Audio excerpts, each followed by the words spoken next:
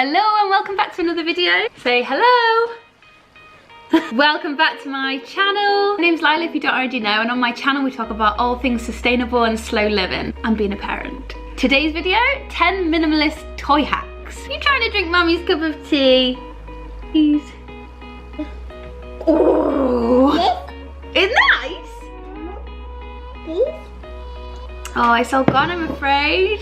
Do you feel like you're just completely drowning in toys? Are you looking for a solution to just keep all those toys organized? You know the solution is to buy less, but you just seem to have all these toys and they just seem to be piling up. Well, this is the video for you. I'm gonna help you get a tidy house back while still having a happy child. Honestly, it really isn't that difficult. We're just gonna bring it back to basics.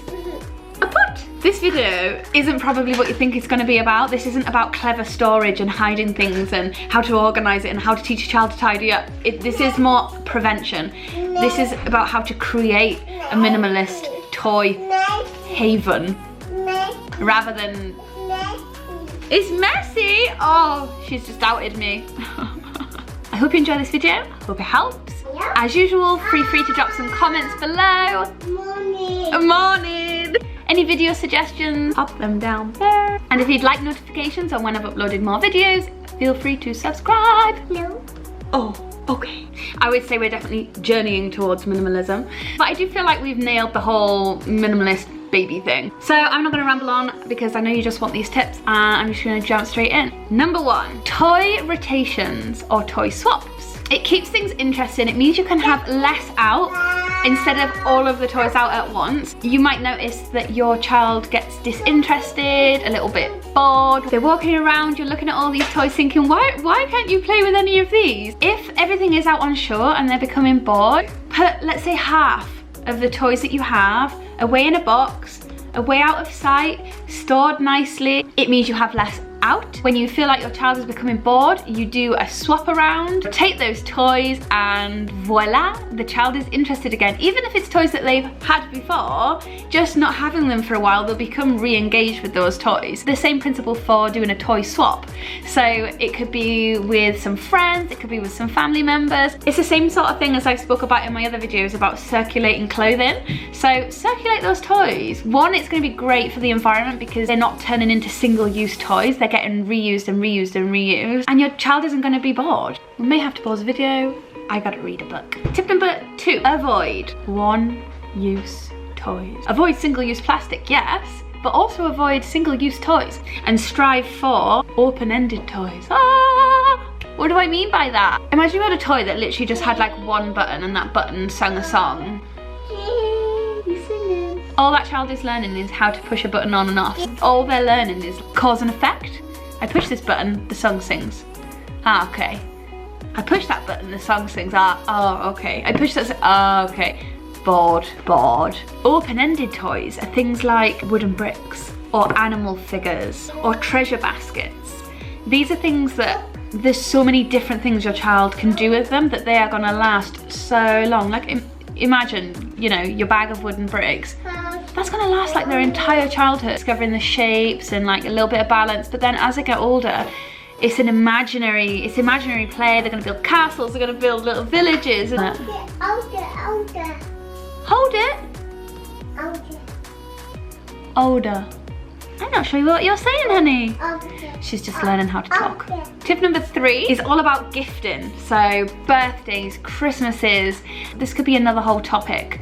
And you know, it might be a little bit challenging to the way that you've always done things. It might be a little bit challenging to the way that you've been brought up and the society that we've all grown up in. We're constantly bombarded by advertisements, marketing, pressure, social media. Unfortunately, it is a society that we live in. It is gradually changing, you can see that. People are starting to realize that we don't need things.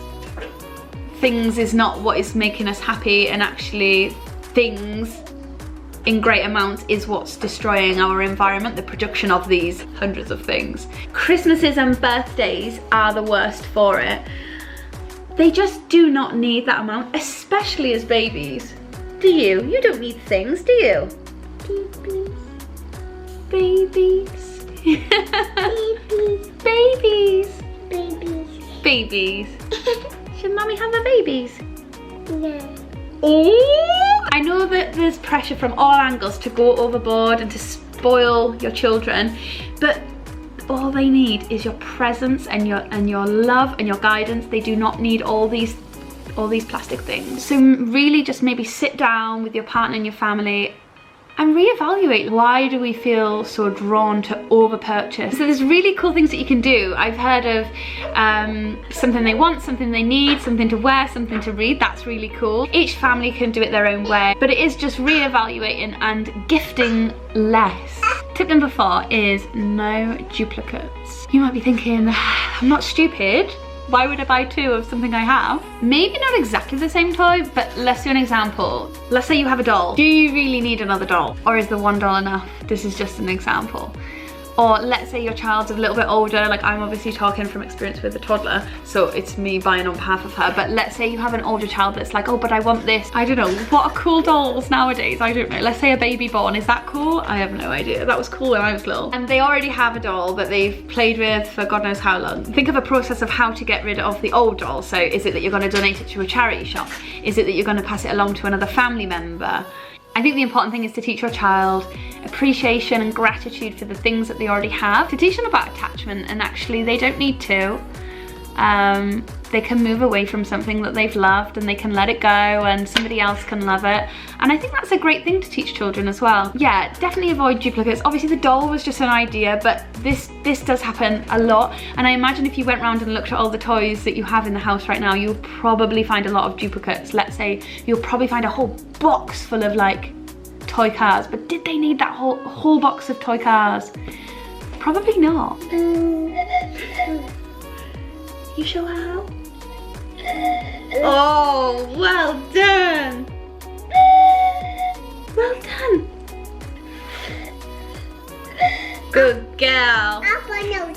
Oh, Bueno's there. Go and show her your panpipes. Tip number 5, buy with intention. Don't just buy something because it's caught your eye, or because your child is demanding it, or just passively, like you didn't actually want it but ending up buying it. I'm really sorry about the sound of panpipes, but she's enjoying herself. Learning that it's okay to say no to things, to yourself and to your child, it's really gonna help declutter the home. It's really gonna help keep it intentional. Everything you look at you're gonna love because you intentionally and purposefully got it, not, oh God, like all that stuff that we didn't even want in the first place. We just got passively. So along the same lines as gifting, obviously I know parents are probably the worst, but do you know who's worse than parents? Grandparents spoil that child. You end up with hordes and hordes of stuff. So I think a great solution to that is just have a really honest sit down conversation, or make it light-hearted, you know, however that relationship is with your parents or parents-in-law, and talk about how, you know, you're really striving for this minimalist home. You're trying to teach your children to not have this material attachment, that you want them to grow up in a space of space, not a space full of distraction. You know, it's your family at the end of the day. You're creating a family, you're creating your family home.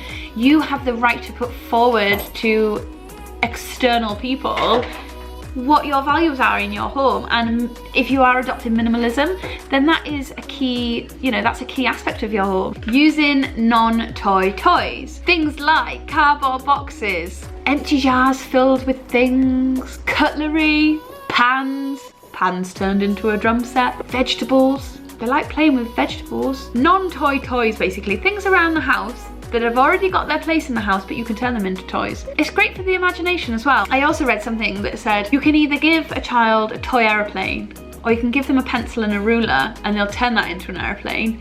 And the skills that they learned on that second option is far greater than just having a toy aeroplane. So that's always stuck with me. I think letting them create things with their imagination from what's around them is really great, and hey, means less toys in the house. You got your money. This is probably the biggest one for us anyway. Use the outside. We don't have a massive garden. We don't have loads of outdoor space.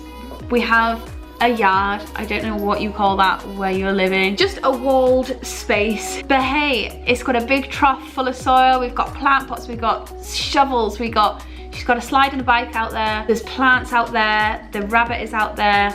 Honestly, we could spend hours out there. we get bundled up. Even if it's windy, I can sit out there with a cup of tea and she can just play, and they will play for hours and hours and hours. I feel like going outside means you need less inside, but also when you end up having less in the house, it really pushes you to go outside, because you don't even need toys outside. They will find something to do. They just love being in nature. Quality over quantity. Instead of spending your money on lots of one-use plastic things, or you know, the single-use things we spoke about earlier that aren't gonna last, they're not gonna hold your child's attention for long, you're better off investing, and you're gonna be happy with the things that you look at. You're gonna teach your children to look after those toys. Not saying you have to rob a bank to like buy the most expensive wooden toys. If you buy less plastic things, you'll be able to afford a good quality wooden thing. Don't forget, you can buy wooden toys and really well-made toys secondhand. They do hold their value, so then if you want to sell them on, you'll keep your money. Choosing aesthetically pleasing toys. So I'm not saying you can't go out and get a garishly coloured stuffed parrot, but hey, if you convert to wooden toys, you won't regret it. They're so much more aesthetically pleasing. They're easy on the eye. They don't look as crazy and messy as a big pile of plastic toys. They just look cool. Okay, I had to go and cook us food, so I'm gonna finish the video off over here, put them away in their designated area. It shouldn't look too offensive to the eye for grown-up time. Any little odd ends, like little bits, like smaller toys, just get some really nice little wooden bowls, little wicker baskets, things like that, little seagrass baskets. That keeps things looking, you know, again, easy on the eye in your grown-up living room, but everything's easily accessible for the child. It just keeps things looking tidier.